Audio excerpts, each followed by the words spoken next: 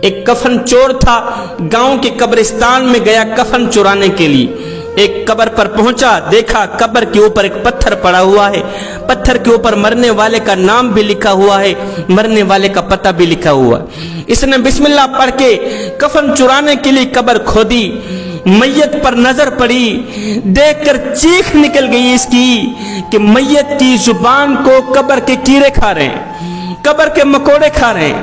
وہ میت کسی عورت کی تھی، اس کی زبان باہر نکلی ہوئی تھی، قبر کے بچھو کھا رہے ہیں، کیڑے کھا رہے ہیں۔ اس نے قبر بند کی، پتہ دیکھ کر اس پتے پر پہنچ گیا، محلے کی عورتوں سے اس عورت کے بارے میں پوچھا کہ وہ جو فلاں نام کی عورت مر گئی تھی، اس عورت کی زندگی کیسے گزری، اس کی زندگی کے لمحات کیسے گزرے۔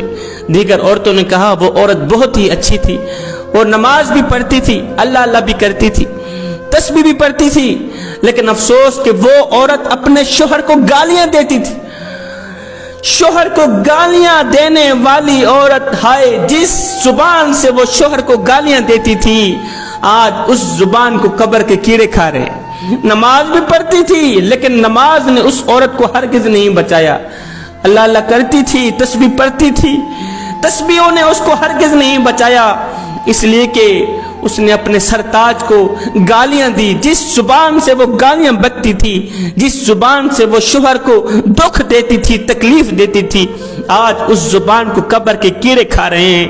وہ زبان کیڑے مکوڑوں کی غذا بنی ہوئی ہے، اس زبان کو قبر کی مٹی کھا گئی ہے۔ میری ماؤں بہنوں بیٹیوں، خدا را شوہر کی ناشکری نہ کرنا، احسان فراموشی نہ کرنا۔